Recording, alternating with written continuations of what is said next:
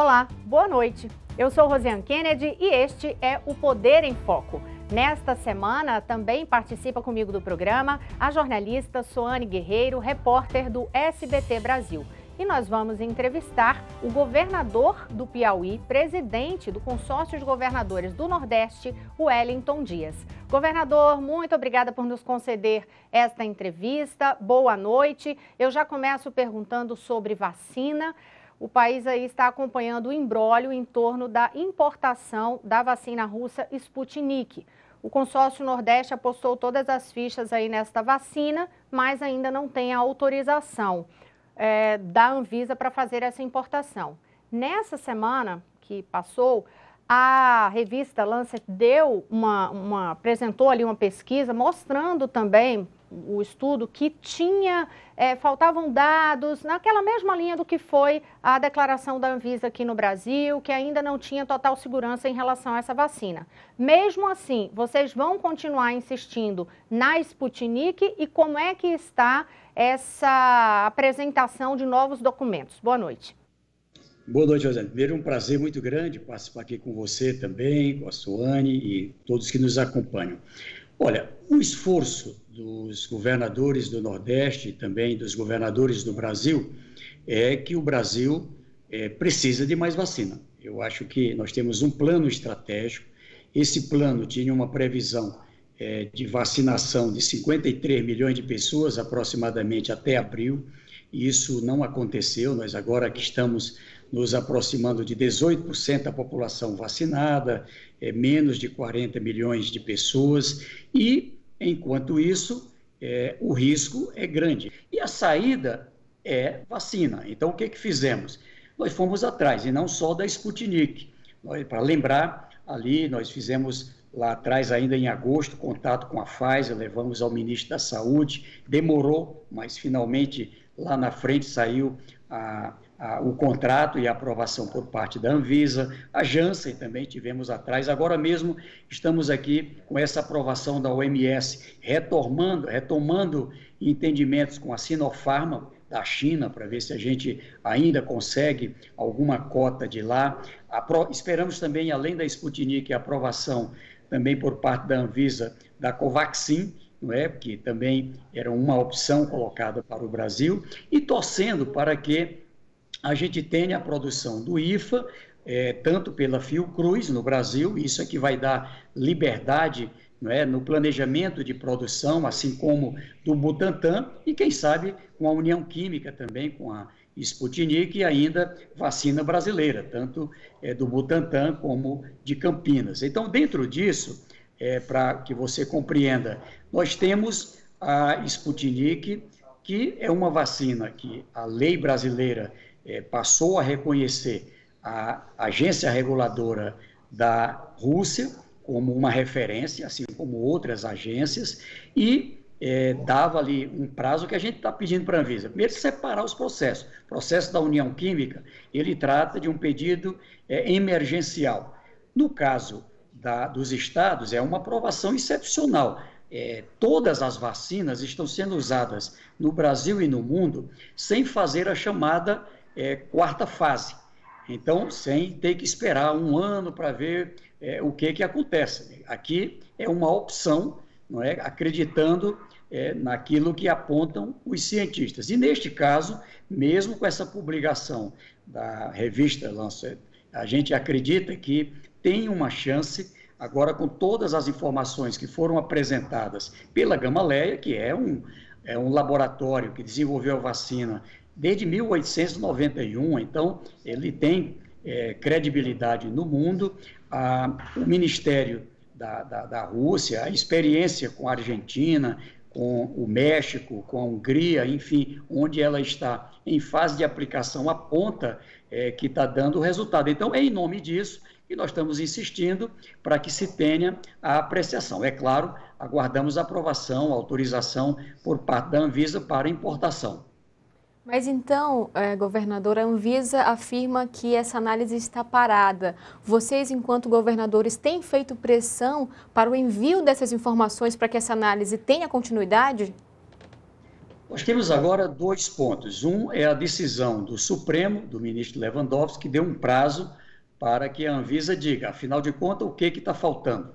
Não é? Porque pede uma coisa, aí resolve, aí pede outra, aí resolve. Ou seja, então há necessidade, já que há um parâmetro técnico, como outras agências reguladoras, que ela é baseada em a vacina é segura, ela vai ter o que efeitos colaterais? A vacina é eficiente, ela imuniza, a vacina tem qualidade. Esse é o regramento internacional. Então, o que nós esperamos? Agora, a Anvisa dizia, mas isso não veio no formato da Anvisa. Então, agora, nosso pedido a Gamaleya e o Ministério da Saúde da Rússia apresentou no formato da Anvisa, passou pelo nosso Comitê Científico Brasileiro e Nordestino, que também chancela como preenchendo os requisitos, não é nenhuma irresponsabilidade, e aguardamos que, com a entrega desse relatório técnico,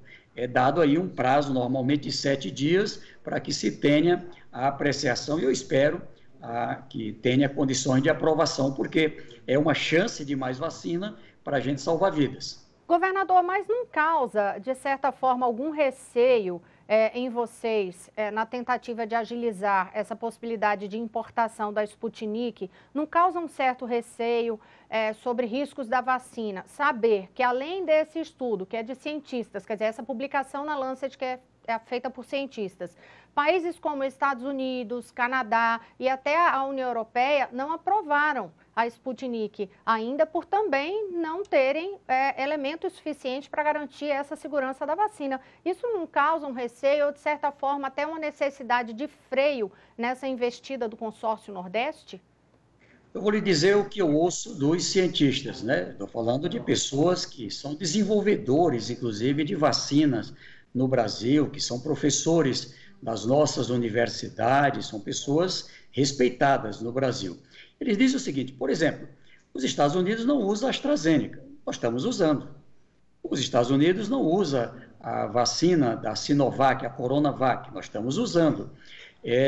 Alguns países adotaram, não é, assim, países que eu não acredito sejam países capazes de colocar em risco a vida do seu povo, né? Ou seja, será que a Argentina, ao colocar a Sputnik para a vacinação do povo de Buenos Aires, né, que tinha um surto de coronavírus e controlou esse surto em Buenos Aires,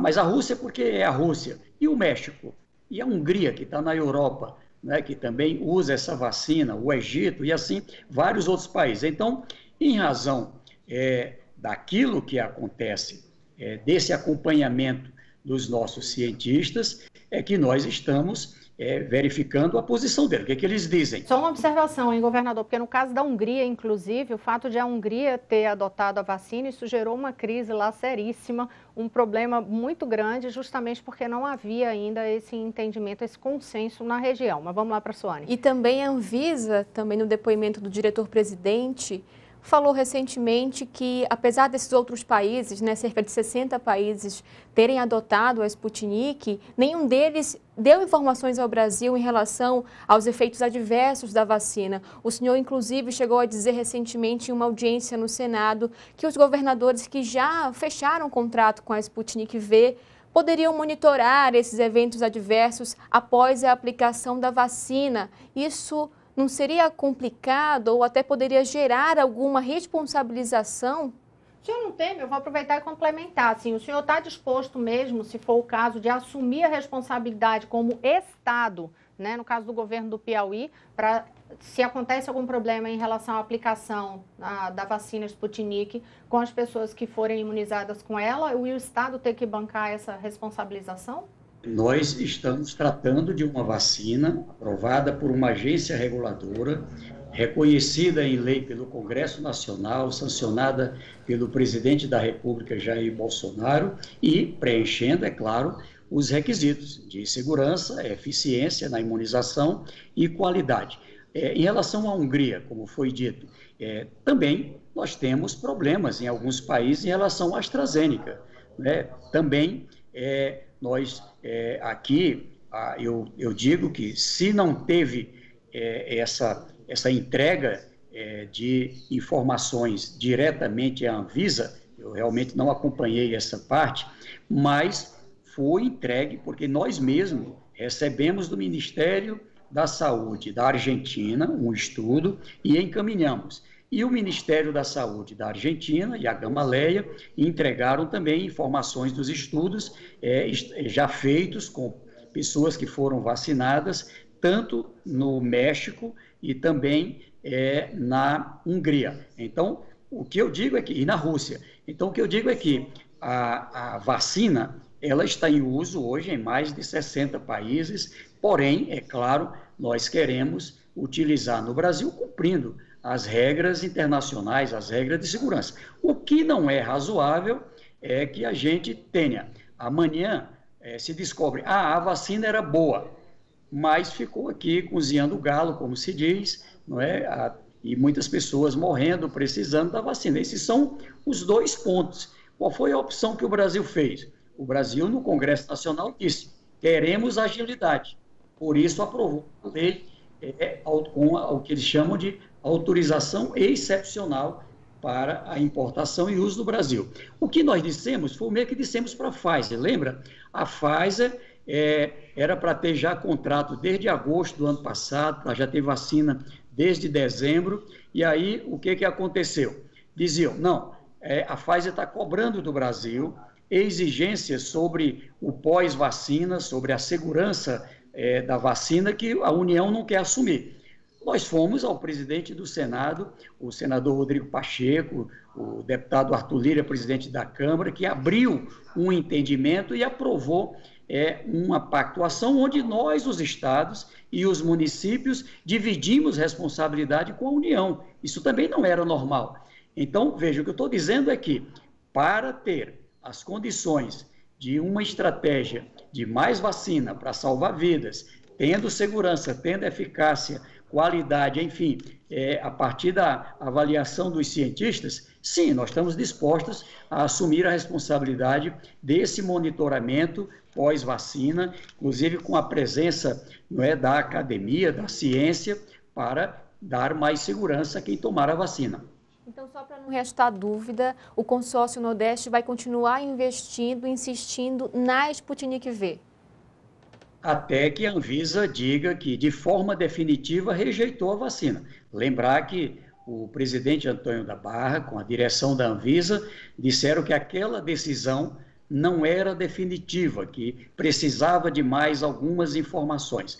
Apresentamos agora, através da Gamaleya, do Ministério da Saúde da Rússia, estas informações que foram solicitadas. Se a conclusão for pela aprovação, nós seguimos em frente, compramos a vacina e faremos uso da vacina. Se a resposta for pela rejeição na aprovação da vacina, é claro, nós vamos seguir também como estamos trabalhando atrás de outras vacinas. A alternativa, tanto do Consórcio Nordeste como do Fórum dos Governadores do Brasil, que também ajuda na coordenação, não é só a Sputnik. Nós estamos atrás de variadas vacinas para ter mais alternativas. Só uma informação importante, Rosiana, aqui para você saber.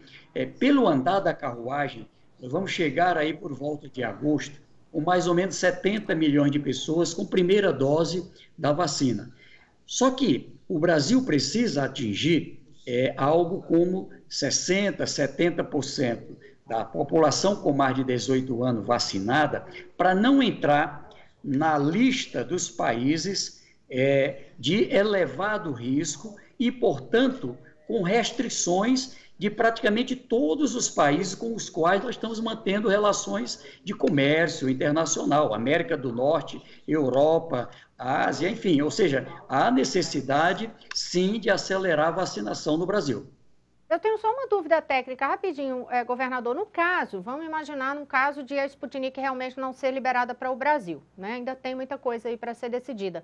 O que aconteceria, por exemplo, com esses contratos que vocês fizeram em relação a perdas financeiras, por exemplo? Como é que fica isso? Nenhuma perda, porque o contrato ele prevê o pagamento mediante a entrega de vacina no Brasil, e a vacina no Brasil a gente só tem esse pedido de entrega mediante aprovação da Anvisa. A rigor, nenhum prejuízo, nem para o Ministério da Saúde, que também tem contrato, e nem para os estados do Norte e Nordeste. Somos 17 estados, mas aí também o consórcio dos municípios que compramos vacinas. Para você ter uma ideia, dos estados, 37 milhões. Mas somando com os municípios, dá cerca de 66 milhões de compromisso de entrega, caso tenha aprovação. Ok. Vamos falar de CPI um pouquinho. No escopo da CPI tem uma previsão de investigar as ações e omissões do governo federal, mas também de fazer uma investigação sobre os recursos enviados para estados e municípios. No seu entendimento, governador, de que forma os estados e os governadores podem ser investigados na CPI neste momento?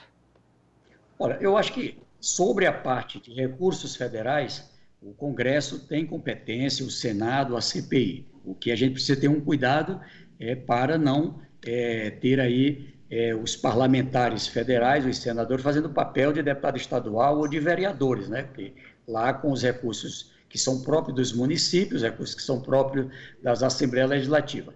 Nesse caso, nós já estamos prestando informações que foram solicitadas pela comissão e estamos inteiramente abertos a colaborar, contribuir, prestando informações, encaminhando documentos, enfim, para que a gente tenha todo o esclarecimento necessário e até para que se compreenda a importância desse trabalho dos estados, dos municípios na pandemia. A gente recebeu recursos que eram destinados a pagamento por leitos de UTI, leitos clínicos, para medicamentos, para exames, para as despesas necessárias à prevenção e ao tratamento da Covid, para o trabalho orientativo à população, e eu creio que estados e municípios aplicaram conforme prevê o convênio, prevê a destinação e prevê a lei.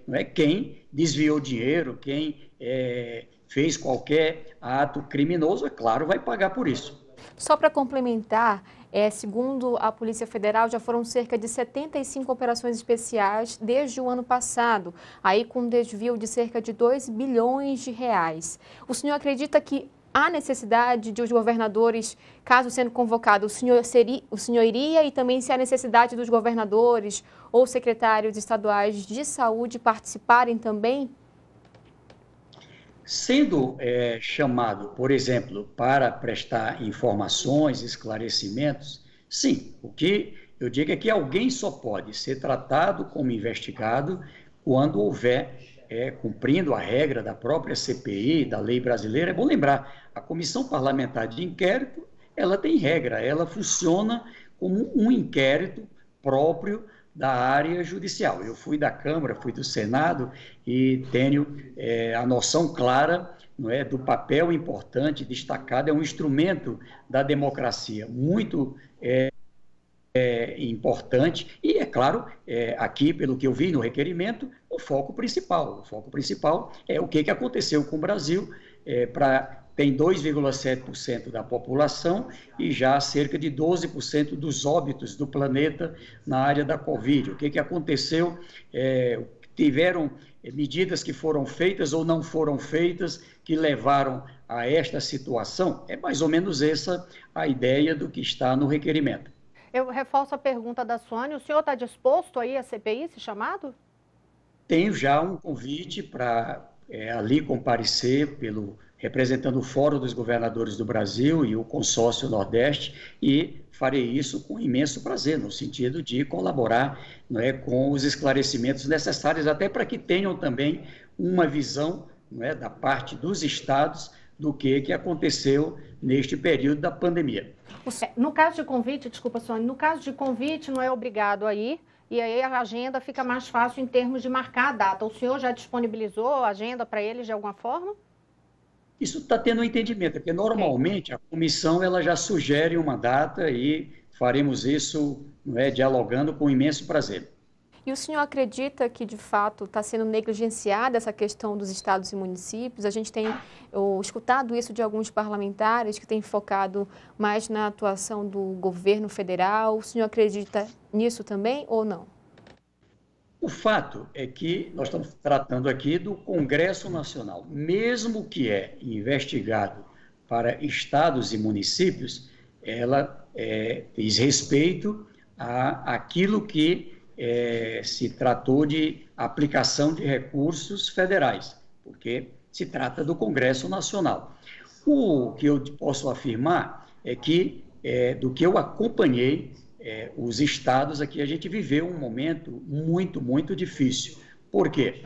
Porque, primeiro, abrimos ali o ano de 2020, né, com o vírus, numa situação em que a gente vem cobrando o tempo todo a necessidade de ter uma coordenação nacional integrada com estados, municípios, setor privado, apontando uma estratégia nacional. Só em outubro é que a gente veio ter, por exemplo, Plano Estratégico Nacional de Imunização. Por isso que a gente terminou perdendo muito desses contratos de vacinação. E ali, tendo que lidar, a compra de medicamento, respirador, desde a época do ministro Mandetta, o que a gente queria?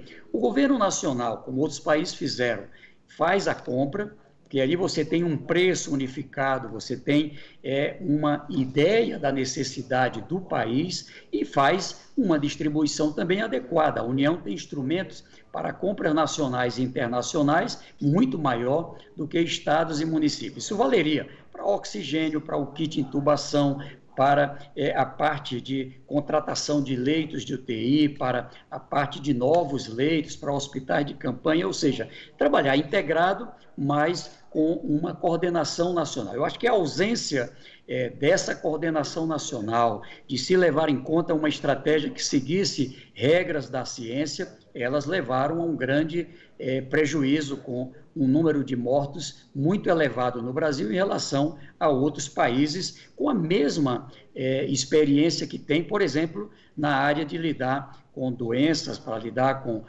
vacinação, enfim, como o Brasil.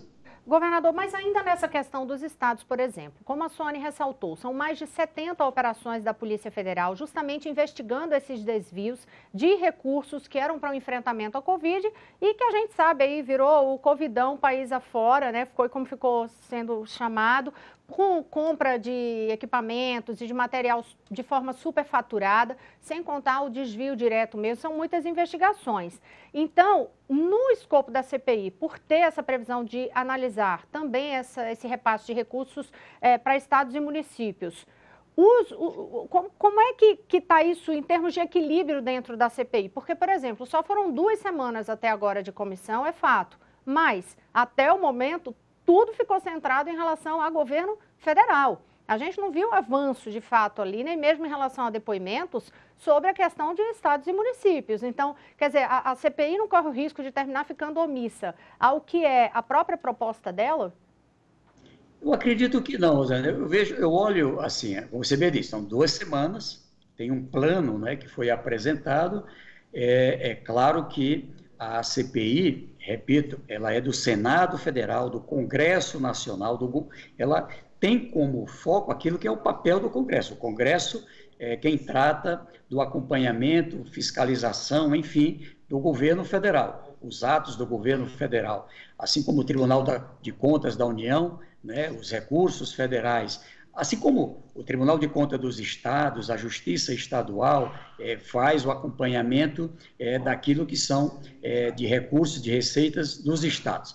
Na minha visão, o que nós temos? De um lado, as operações que são feitas pelas polícias federais, infelizmente hoje no Brasil está muito na moda, onde muitas vezes se faz muito mais espetáculos do que propriamente seguindo, né, os critérios adequados, e depois isso vai para o judiciário, tem um Ministério Público, tem um juiz para julgar, tem uma instância para fazer revisão. Eu defendo, não é, que a gente tenha assim, o cumprimento do regramento legal. Se em um julgamento, após todo esse processo, se comprova que alguém roubou, desviou, praticou qualquer criminalidade, claro, tem que responder, não é, conforme a lei. Governador, tem uma perguntinha aqui, já a gente indo mais para frente, em relação à questão até dos insumos da China, que a gente, em relação às vacinas, também está enfrentando nesse momento. Recentemente, o presidente tem feito alguns comentários, algumas pessoas próximas a ele também em relação a essa relação com a China. O senhor acredita que isso pode ter afetado esse envio de insumos? Olha, apesar de dizerem que não, eu convivo com a política e digo que sim. Nós estamos falando de um momento para a gente ter uma lógica do ponto de vista do outro.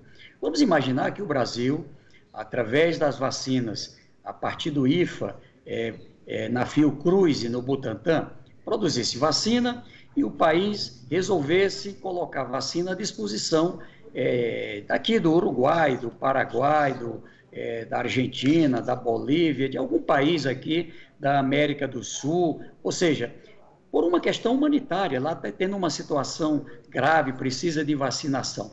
Haveria uma reação muito forte aqui dentro do Brasil. Ei, não pode tirar a vacina daqui, a vacina tem que ser aqui para o nosso povo. Eu tenho certeza que teria uma reação. Estou dizendo isso para mostrar que não pense que é fácil tirar a vacina lá dos Estados Unidos para trazer para o Brasil, lá da Europa para trazer para o Brasil, ou agora, mais claramente, da Índia, que nos forneceu vacina e suspendeu por conta da sua grave situação. Da China também não é.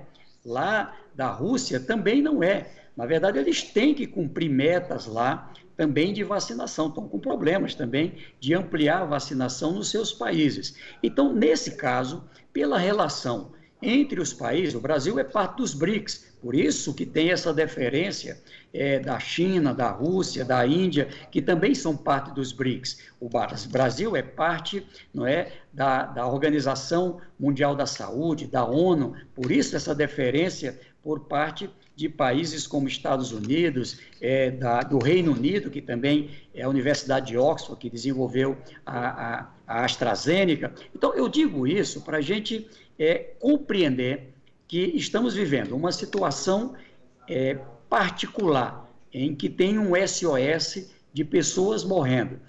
Aqui tem cientistas dizendo, esse medicamento, ele é bom, é importante, ele serve para, independente de qual país que venha o medicamento. Então, o que eu digo é que, tanto em relação a medicamento, como em relação à parte de vacinas, quando se diz qualquer coisa que é vista como uma agressão ao outro país, isso causa, sim, um problema. Eu mesmo tenho uma agenda na próxima semana com o embaixador da China e ali queremos o quê? Queremos ver como é que vai ficar esse cronograma de entrega de vacina para o Butantan, para a Fiocruz. É possível a gente tratar sobre a Sinopharm? Nós temos um respeito pela China como um país importante não só na área da vacina, mas na área comercial, em outras áreas, com interesse recíproco de quem vende e de quem compra. Só para encerrar esse bloco, eu só tenho 30 segundinhos. No seu entendimento, os governadores, de uma forma ampla no país, agiram corretamente nesta crise ou se deixaram, nessa crise sanitária, ou se deixaram levar pelas questões políticas? É claro que o ideal era se a gente tivesse que seguir um plano nacional, uma estratégia nacional.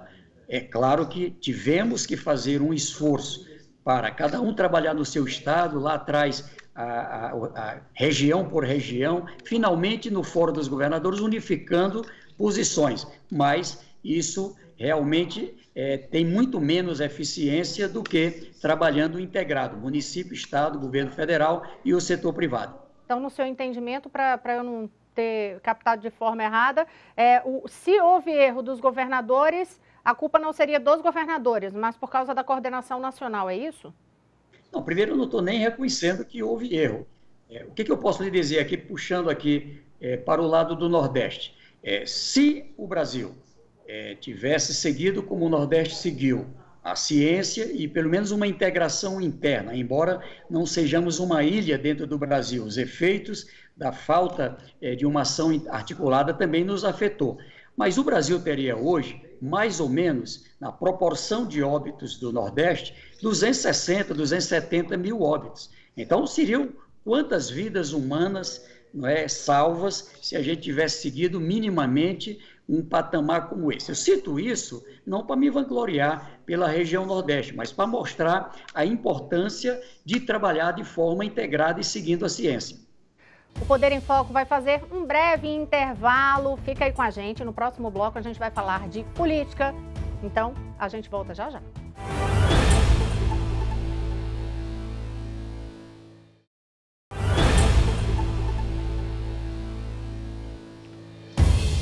Estamos de volta com o Poder em Foco. Nesta edição, eu entrevisto o governador do Piauí e presidente do Consórcio de Governadores do Nordeste, o Wellington Dias. E comigo aqui no estúdio está a jornalista Soane Guerreiro, repórter do SBT Brasil.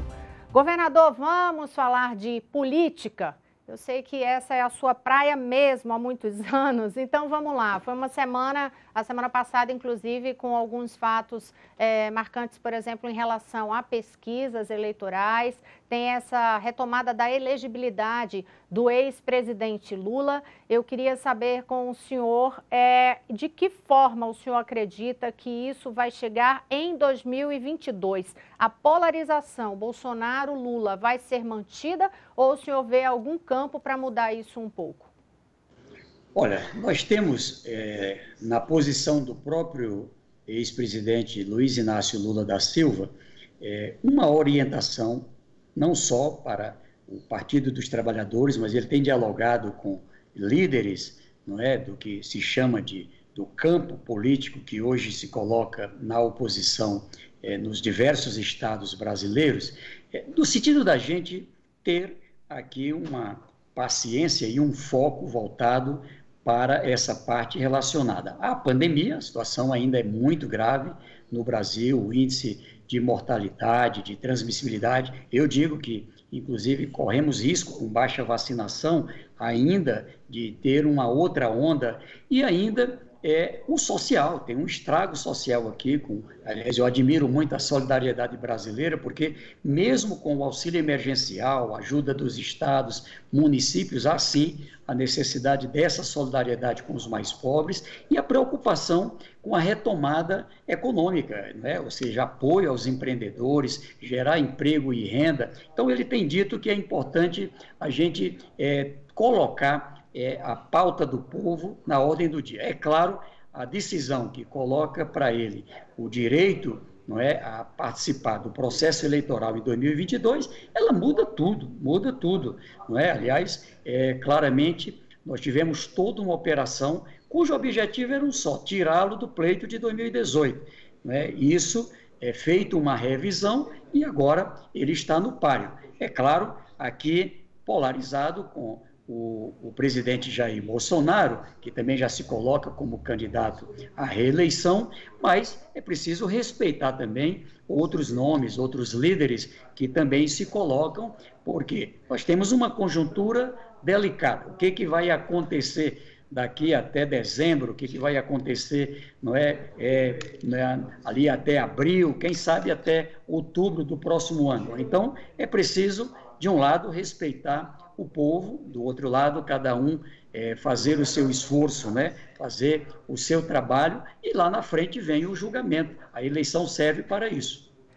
E o senhor acredita que a cabeça dessa chapa para 2022, nesse momento, seria o ex-presidente Lula, ou tem algum outro nome que deve ser construído nesse sentido? Não seria importante essa construção, ter essa outra pessoa de referência para mostrar essa renovação do partido? Soane, olha, vamos imaginar que partido, tendo um pré-candidato a essa altura, não é, com cerca de 40% das intenções de voto para primeiro turno, cerca de até 55% de intenção de voto para segundo turno, abriria mão, a não ser que fosse pela vontade, que é o caso, a vontade deste líder, no caso o Lula, de ser candidato. É claro que o Lula é bastante cuidadoso, ele tem dialogado, ele tem colocado a necessidade da gente ter, neste momento, um tratamento cuidadoso com o conjunto dos líderes. Por quê? Porque o Brasil precisa, né? A gente precisa de entendimento no Congresso Nacional, a gente precisa, não é, de integração, independente da eleição de 22, municípios, estados e governo federal têm que trabalhar junto. Setor público, setor privado tem que trabalhar junto. A relação do Brasil com o mundo, temos que estar juntos. Então, há necessidade de todos os líderes estarmos focados nessa direção. Mas eu lhe digo, não apenas como alguém que é do mesmo partido do ex-presidente Lula, mas também como quem acompanha a política brasileira, chegando em 2022, no momento ali de decisões sobre candidatura, tendo o ex-presidente Lula dizendo que sim, aceita ser o nosso candidato, é natural, é o nome que deveremos aprovar na convenção e não apenas pelo Partido dos Trabalhadores, mas eu acho que a organização de uma frente ampla, com entendimento ou para primeiro turno ou para segundo turno, mas seguramente um entendimento amplo, já pensando na governabilidade, que é fundamental. E um projeto que eu estou defendendo que nós vamos ter, entre 2023 e 2026, o que eu chamo de um governo de reconstrução, um governo de transição, uma reconstrução nacional, e não apenas por conta da pandemia. Já tínhamos aqui uma crise muito pesada, já ali antes de chegar o coronavírus. E há necessidade, por isso, de muita responsabilidade por parte dos líderes, quem é governo ou quem é oposição, neste ou no próximo governo. O senhor tem tantos pontos aí que o senhor observa, e é curioso que até o senhor fala assim, 23 a 26, reconstrução, o senhor não fala em renovação. É isso, essa escolha específica aí da palavra, é pelo fato de que se vier com uma candidatura de Lula, por exemplo, não pode se falar em renovação, porque é um nome que já vem do PT há todo esse tempo e, enfim... Não dá para falar em renovação trazendo Lula de volta. Foi uma escolha de palavra precisa ou foi mera coincidência, governador?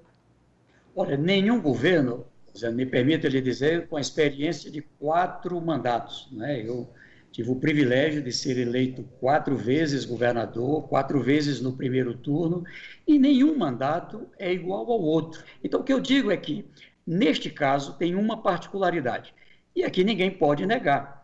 O Brasil tem uma situação, não é, de crise econômica, de crise social, agravada com a pandemia, não posso deixar de desconhecer.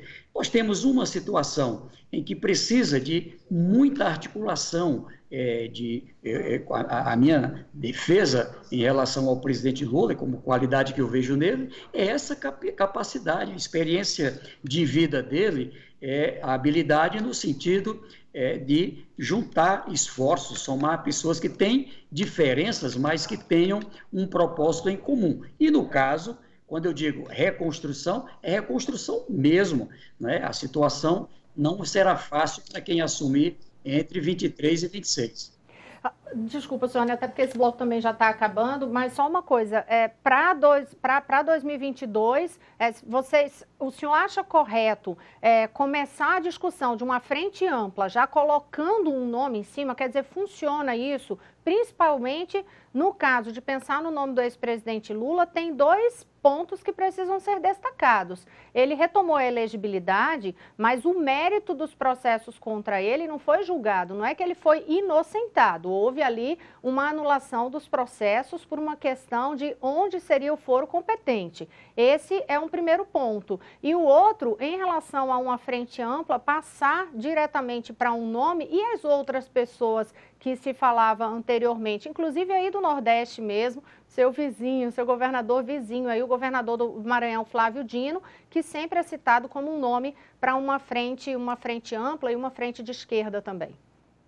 Olha, eu coloco até diferente. Se a gente examina quem é governo e quem é oposição, é até mais amplo, né? Nós temos aqui um campo político do qual, historicamente, o presidente Lula, o governador Flávio Dino, outros líderes participam, mas o que eu lhe digo é que ele é até mais amplo. A gente tem que respeitar a posição do ex-governador e ex-ministro Ciro Gomes, a posição do governador João Dória, que também coloca o seu nome, o governador Eduardo Leite, que coloca o seu nome, ou seja, são líderes que, nesse instante, pelo que eu vejo, se colocam como opositores. Aqui é um campo de oposição, tá certo?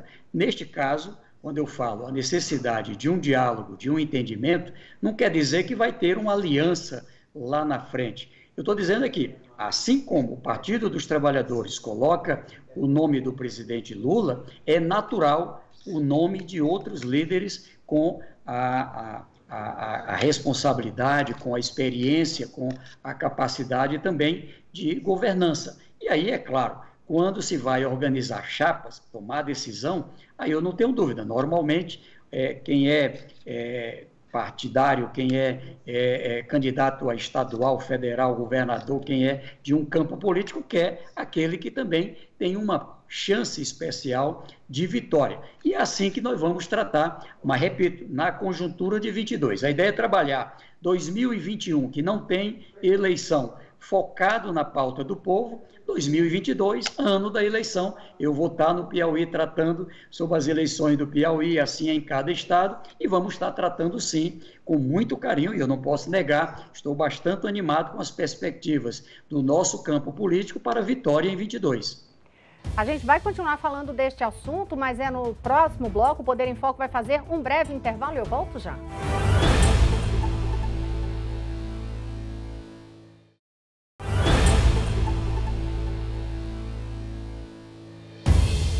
Estamos de volta com o Poder em Foco. Nesta edição, eu entrevisto o governador do Piauí, presidente do Consórcio de Governadores do Nordeste, o Wellington Dias. E comigo aqui no estúdio está a jornalista convidada Soane Guerreiro, que é repórter do SBT Brasil.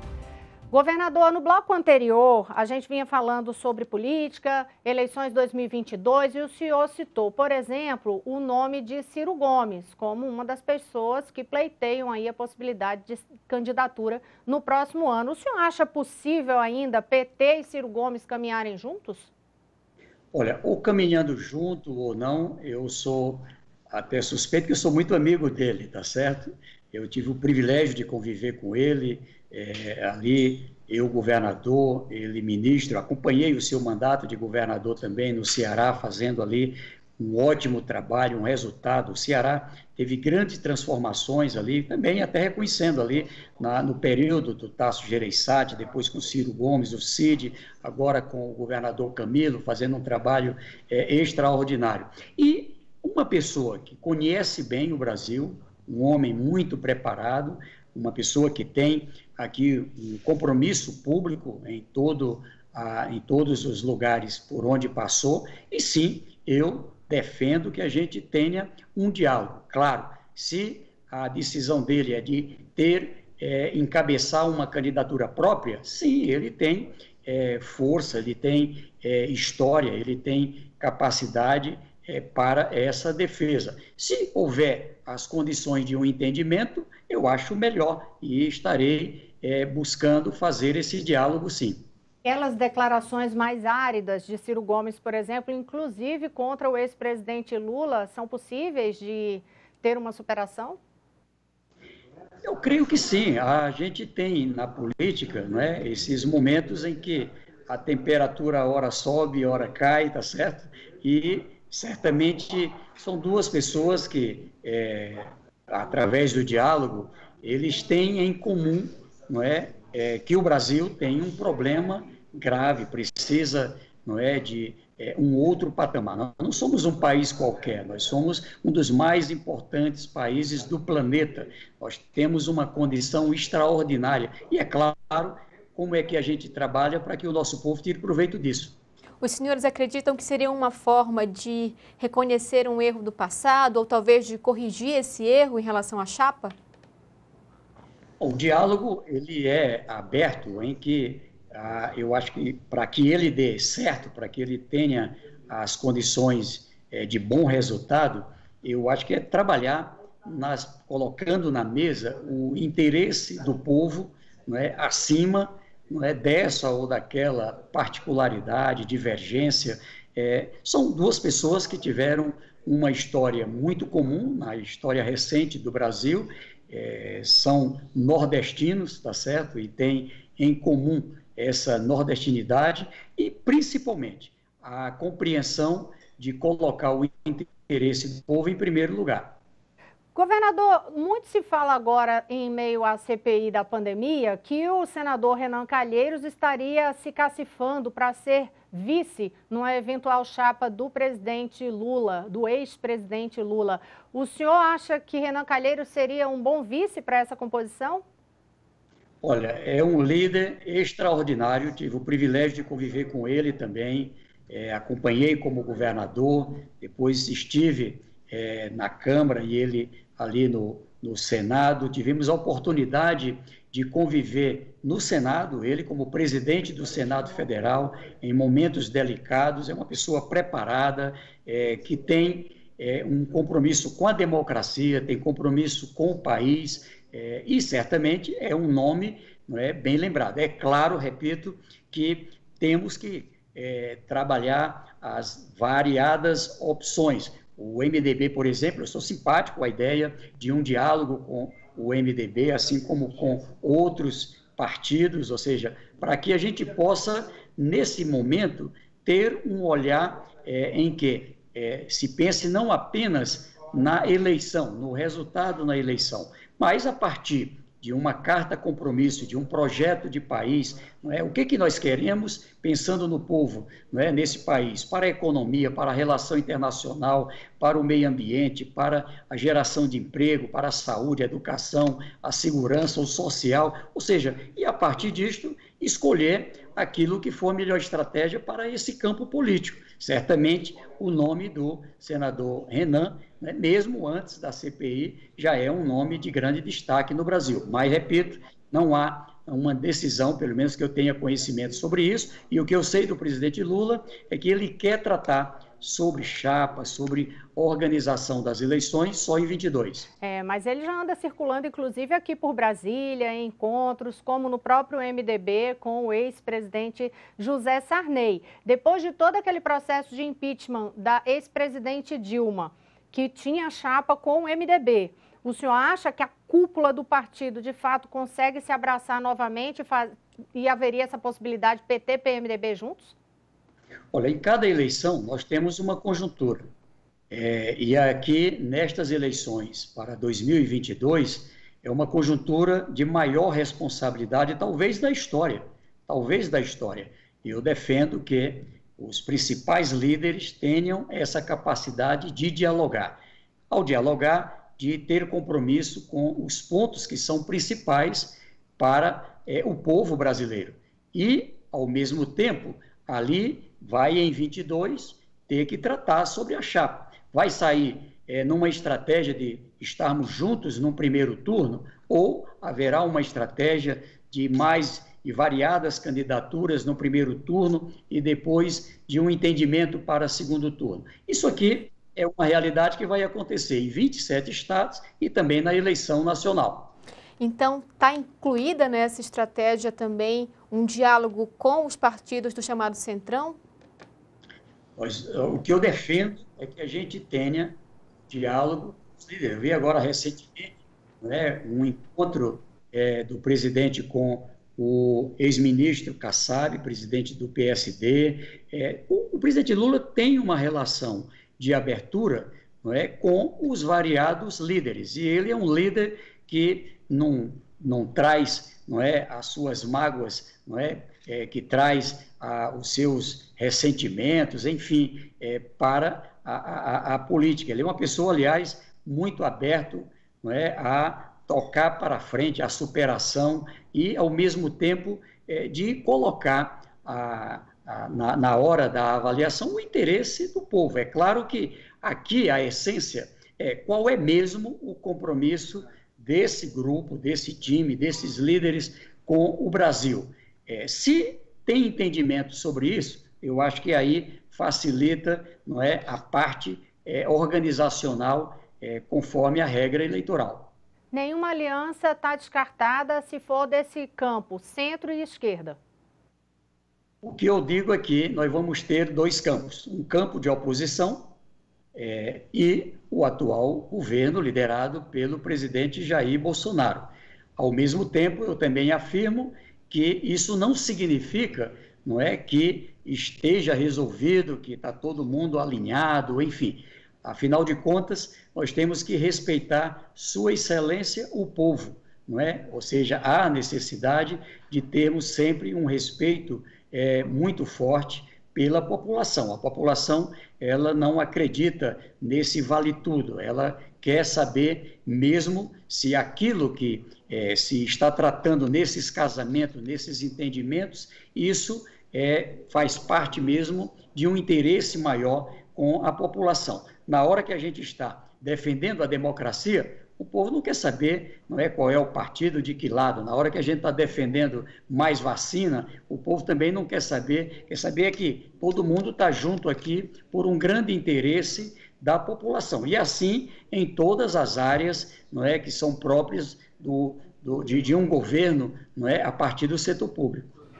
Governador Wellington Dias, governador do Piauí, presidente do Consórcio de Governadores do Nordeste, muito obrigada por conceder esta entrevista ao Poder em Foco. Soane Guerreiro, repórter do SBT Brasil, muito obrigada também por participar aqui com a gente. E eu agradeço, claro, a você, telespectador, que nos acompanhou até aqui. Aproveito para lembrar que você pode assistir a todos os episódios do Poder em Foco no canal SBT Jornalismo no YouTube e também conferir os destaques desta entrevista no portal sbtnews.com.br. No próximo domingo, 00:45, tem mais um Poder em Foco. Sempre conversando com personalidades do ambiente do poder. Eu espero vocês aqui. Uma boa semana a todos.